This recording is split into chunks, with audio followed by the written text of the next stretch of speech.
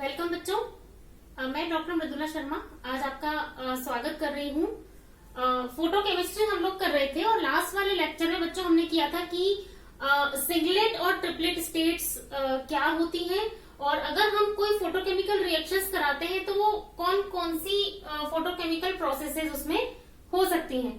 तो अब photochemical processes को सबसे पहले डायग्रामेटिकली जिन्होंने समझाया था वो थे जेब्लॉन्स्की, इसलिए वो जो आरेख है उसको हम जेब्लॉन्स्की डायग्राम कहते हैं। तो बच्चों जेब्लॉन्स्की डायग्राम में हमको क्या क्या बताना पड़ेगा। सबसे पहली बात, जब हम किसी अभिक्रिया में रिएक्शन में अभिकारक को रिएक्टेंट को एक अप्रोप्रिएट इंटेंसिटी की लाइट नहीं देते हैं तब तक वो अपनी निम्न ऊर्जा अवस्था में होता है, तब तक वो उसमें ग्राउंड स्टेट एनर्जी में होता है। तो जब हम उसको एनर्जी प्रोवाइड करते हैं तो पहली प्रोसेस होती है एब्जॉर्प्शन ऑफ अप्रोप्रिएट क्वांटम। एक उपयुक्त जो क्वांटम है वो उस को अवशोषित करेगा और उसके बाद उस अवशोषण की प्रक्रिया के बाद में वो अपनी एक्साइटेड स्टेट में जाता है। अब वो एक्साइटेड स्टेट में जब जाएगा तो वो सबसे पहले सिंगलेट में ही जाता है और उसके बाद वो वहां से अगर उसके पास इतनी एनर्जी है कि वो इंटर सिस्टम क्रॉसिंग करके ट्रिपलेट में जा सके तो वो हमको ट्रिपलेट स्टेट से जाने की प्रोसेस हमको दिखाई देती है। तो बच्चों इस पूरी प्रोसेस में हमें रेडिएटिव और नॉन रेडिएटिव ट्रांजिशंस देखने को मिल रहे थे, मतलब कि हमें जिसमें कि विकिरण हमको नजर आ रहे हो या हमें विकिरण नहीं नजर आ रहे हो। तो विकिरण नजर आने में भी एक तो वो प्रक्रिया होती है जिसमें कि आपने जितनी देर तक उस अप्रोप्रिएट लाइट के सोर्स को उस अभिकारक के ऊपर डाला तब तक ही हमें केवल वो विकिरण दिखाई दे, है ना। जितने टाइम के लिए आपने सोर्स से लाइट दी है उतना टाइम ही अगर हमें वो दिखाई दे रहा है। एक तो वो प्रोसेस है जिसको हम कहते हैं फ्लोरेसेंस और एक वो प्रोसेस होती है जिसमें कि आप लाइट का सोर्स जब तक दे रहे हैं और हमने उस लाइट सोर्स को अगर ऑफ भी कर दिया है तो आफ्टर सप्लाइंग द लाइट उसके बाद भी हमें कुछ देर तक वो रेडिएशन दिखाई दे जिसको हम फॉस्फोरेसेंस कहते हैं, स्फुरदीप्ति।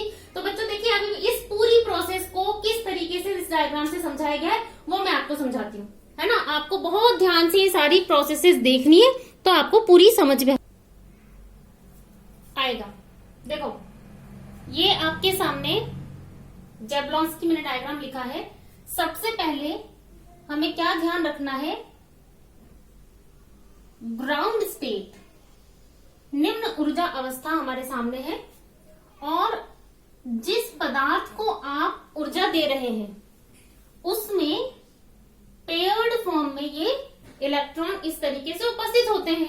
अब क्योंकि स्पिन पेयर्ड है तो ये कौन सी अवस्था होगी, सिंगलेट, और निम्न ऊर्जा अवस्था है तो सिंगलेट के लिए तो एकक के लिए तो हम एस लिख देंगे और सबस्क्रिप्ट में 0 लगा देंगे। हमने इसको दिया क्या है, अप्रोप्रिएट क्वांटम की लाइट h न्यू। देखो न्यू के अंदर वैल्यू किसकी है, c अपॉन लैम्डा, मतलब कि जिस फ्रीक्वेंसी की लाइट, जितनी तरंग वेवलेंथ की लाइट हमें चाहिए अपन न्यू का मान अगर c अपॉन लैम्डा रखे तो इसलिए कह रहे हैं हम अप्रोप्रिएट वेवलेंथ की लाइट हम उसको देंगे। अब देखो सबसे पहले जब हम इस लाइट को इसको प्रोवाइड करते हैं तो इस क्वांटम में कुछ अवशोषण की प्रक्रिया ये करता है अभिकारक और एब्जॉर्प्शन में यहां लिख रही हूं, एब्जॉर्प्शन की प्रोसेस हो रही है यानी अवशोषण हो रहा है और अवशोषण के कारण ये जो रिएक्टेंट मॉलिक्यूल में प्रेजेंट इलेक्ट्रॉन्स हैं इनमें से एक इलेक्ट्रॉन क्या हो जाएगा, एक्साइटेड स्टेट में चला जाएगा। जब एक्साइटेड में चला जाए तो जैसा कि हमें पता है अगर ये इलेक्ट्रॉन, देखो इसका हम एरो बना देंगे ऊपर की तरफ, अगर ये इलेक्ट्रॉन अपनी स्पिन जाने के बाद भी चेंज ना करे, इसी फॉर्म में रहे और ये यहां से हमने हटा दिया तो ये देखो दोनों की स्पिन अभी भी एक दूसरे के बराबर तो है लेकिन विपरीत दिशा में है, तो होगी ये सिंगलेट स्टेट ही, क्योंकि इसकी भी चक्रण बहुलता अगर हम 2s+1 से निकालेंगे तो कितनी आएगी, 1 ही आएगी। तो लेकिन एक्साइटेड स्टेट है कौन सी, फर्स्ट वाली, तो S1 और एक्साइटेड है तो हम स्टार भी लगा सकते हैं, लेकिन S1 अगर हमारे पास है तो उससे आपको समझ में आ जाएगा कि ये हमको एक्साइटेड स्टेट मिली है। हो सकता है कि उसको इतना एनर्जी एब्जॉर्प्शन मिल गया है कि वो फर्स्ट की जगह पर सेकेंड एक्साइटेड स्टेट में चला जाए सिंगलेट वाली में, या थर्ड में चला जाए, कहीं पर भी अकॉर्डिंग टू एनर्जी वो जा सकता है। अब जब ये एब्जॉर्प्शन हो गया, मैं दोनों तीनों तरफ बना देती हूं इलेक्ट्रॉन, और ये कहीं भी जा सकता है।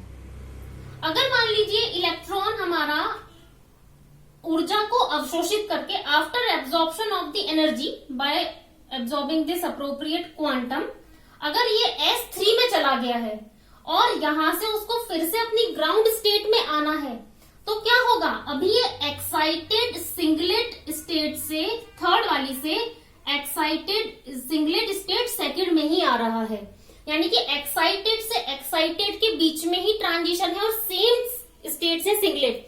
तो यहां पर हमें किसी भी तरह का रेडिएशन नहीं दिखाई देगा, तो इसको हम कहते हैं, आईसी में लिख रही हूं, देखो ये जो जिगजैग लाइन से इसका मतलब है नॉन रेडिएटिव ट्रांजिशंस, और एरो नीचे की तरफ है, मतलब है वो नीचे आ रहा है।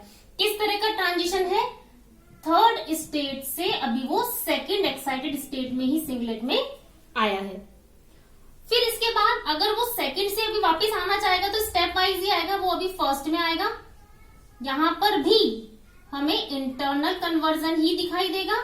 इस केस में वो सेकंड सिंगलेट एक्साइटेड स्टेट से फर्स्ट सिंगलेट एक्साइटेड स्टेट में आएगा, और यहां पे आने के बाद ये अपनी ग्राउंड स्टेट में फिर से आता है, ये जो मैंने यहाँ पे दिखाया है। और इस जगह पर क्या होगा? एमिशन ऑफ एनर्जी, वो ऊर्जा निकालेगा इन दी फॉर्म ऑफ रेडिएशन। तो यहां हमें रेडिएशन दिखाई देगा। वो जो रेडिएशन होता है वो प्रोसेस कहलाती है फ्लोरेसेंस। अब क्योंकि ये प्रोसेस है हमारी सिंगलेट एक्साइटेड स्टेट से ग्राउंड स्टेट में आने की, सिंगलेट टू सिंगलेट है, तो यहाँ पर जो रेडिएशन हमें नजर आते हैं वो हमें उतनी ही देर नजर आएंगे जितनी देर आपने इसको लाइट की सोर्स से अप्रोप्रिएट इंटेंसिटी की लाइट प्रोवाइड की है ना। यानी कि इसका जो लाइफ स्पान है, इसका जो काल है, टाइम का जो समय, इसका इस फ्लोरेसेंस के प्रोसेस का जो समय है, यानी इसको हम कहते हैं प्रतिदीप्ति, ये होता है थोड़ा सा कम। जितनी देर आप लाइट को प्रोवाइड करते रहेंगे ना, उतनी देर आपको उस पदार्थ में चमक दिखाई देती है। तो या तो सिस्टम के पास अगर प्रॉपर्टीज जो हम स्टडी करना चाहें और उसके पास एक अप्रोप्रिएट ऊर्जा है, तो वो थर्ड से सेकंड, सेकंड से फर्स्ट ऐसे आएगा। और हो सकता है कि उसके पास टेंडेंसी हो कि वो सिंगलेट से पहले ट्रिपलेट स्टेट में चला जाए, तो क्या करेगा वो? उसके ट्रिपलेट का मतलब हमें मालूम है, जो चक्रण बहुलता है उसका मान होता है 3, 2s+1 जो होती है वो ट्रिपलेट में 3 हो जाती है। तो क्या करेगा? अगर सपोज करिए वो फर्स्ट वाले से ट्रिपलेट में जा रहा है, क्योंकि ट्रिपलेट में उसकी स्पिन चेंज हो जाती है, इलेक्ट्रॉन का चक्रण परिवर्तित हो जाता है, तो उसके चक्रण हम कैसे दिखाएंगे? देखिए ये हमारे पास आ जाएगा, स्पिन दोनों की पैरेलल हो जाएंगी। जैसा ग्राउंड स्टेट में था, यहाँ पर पहले एक्साइटेड में तो गया, लेकिन वो पहले अपनी स्पिन चेंज कर रहा है, तो कुछ एनर्जी उसकी यूज हो जाएगी टू टर्न इटसेल्फ, है ना। तो इस कारण से ट्रिपलेट स्टेट की एनर्जी उसकी करस्पॉन्डिंग, उसकी संगत वाली जो सिंगलेट वाली एक्साइटेड स्टेट है उससे कम होगी, और इसीलिए ये थोड़े से स्टेबल होते हैं। ट्रिपलेट स्टेट थोड़ी स्थायी होती है।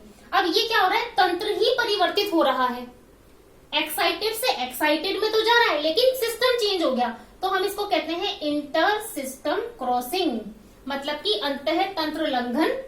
और सिंगलेट एक्साइटेड फर्स्ट से गया है तो ये ट्रिपलेट फर्स्ट एक्साइटेड स्टेट हो जाएगी। सिमिलरली अगर ये सेकंड वाली से जा रहा है तो भी इंटर सिस्टम क्रॉसिंग, लेकिन इसकी स्टेट कौन सी हो जाएगी? सेकंड वाली, T2 स्टार। और थर्ड से जाता है तो भी इंटर सिस्टम क्रॉसिंग और T3 स्टार। यहाँ पे 2s+1 का मान 3 है, इसलिए ये ट्रिपलेट स्टेट है, ये अपन ने पहले भी किया हुआ है।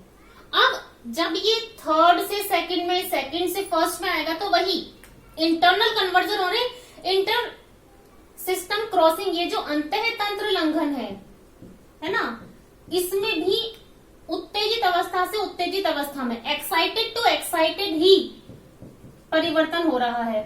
इसलिए इसमें भी हमें कोई रेडिएशन नहीं नजर आता है। इसको भी हम नॉन रेडिएटिव ट्रांजिशन कहते हैं। ठीक है, और इंटरनल कन्वर्जन भी नॉन रेडिएटिव है। तो देखो मैं यहाँ पे शॉर्ट में लिख देती हूँ कि इसके अंदर इंटरनल कन्वर्जन और इंटर सिस्टम क्रॉसिंग को हमने लिखा है। ठीक है, अब जब ये हमारा मान लीजिए ट्रिपलेट फर्स्ट एक्साइटेड स्टेट में पहुंच गया बाय ट्रांजिशंस और उसको वापस से अपनी ग्राउंड स्टेट में आना है, तो जब वो ट्रिपलेट से वापस अपनी ग्राउंड स्टेट में आएगा तो अपने पूर्व स्थायी अवस्था जो है स्टेशनरी स्टेट उसी में आएगा। और यहाँ पर तो ऑलरेडी एक इलेक्ट्रॉन है, तो यहाँ उसको अपनी स्पिन वापस से क्या करनी है, पेयर्ड करनी है, फिर से उसको युग्मन करना है, तो उसको अपनी स्पिन रोटेट करनी पड़ेगी। इस केस में जब इलेक्ट्रॉन वापस एक्साइटेड ट्रिपलेट से उत्तेजित त्रिक अवस्था से और अपनी निम्न एकक अवस्था में आएगा तो यहाँ उसको थोड़ा सा टाइम लग जाता है। और इसलिए इस प्रोसेस में हमें जब रेडिएशन नजर आएंगे, ऑब्वियसली एक्साइटेड से वो जब ग्राउंड स्टेट में आता है कोई भी तंत्र, तो उसके अंदर हमें विकिरण नजर आते हैं। इस प्रोसेस में क्योंकि थोड़ा टाइम लगता है इलेक्ट्रॉन को स्पिन करने में, तो हम जब सोर्स को बंद भी कर देते हैं तो भी हमें कुछ समय तक उस पदार्थ में चमक दिखाई देती है। इस प्रोसेस को हम फॉस्फोरेसेंस यानी कि स्फुरदीप्ति कहते हैं, और इसका जो समय है वो थोड़ा ज्यादा होता है। तो आप इसको आसानी से देख सकते हैं, यहाँ पर T1 स्टार से और S0 में जा रहा है, तो ये तंत्र अलग अलग हैं, इसलिए इस प्रोसेस में समय लगता है। और ये जो प्रोसेस है हमारी, इसमें टाइम जो लग रहा है वो थोड़ा सा ज्यादा होता है। फ्लोरेसेंस का जो टाइम है उसका टाइम है 10⁻⁻6 से लेकर 10⁻⁻4, 10⁻⁻6 टू 10⁻⁻4 सेकेंड्स तक हमको फ्लोरेसेंस नजर आता है। देखिए मैं यहाँ पे लिख देती हूँ फ्लोरेसेंस यानी कि प्रतिदीप्ति, जिसको हम हिंदी में प्रतिदीप्ति कहते हैं, ये वाला पार्ट ये जो है। और जो फॉस्फोरेसेंस है उसका जो टाइम हमें मिलता है वो इससे आगे 10⁻⁻4 से 20 सेकेंड्स, देखिए इतनी देर तक। और ये हमें लाइट सोर्स को बंद करने के बाद भी नजर आता है। तो ये होगा हमारे पास, इसको हम कहते हैं स्फुरदीप्ति।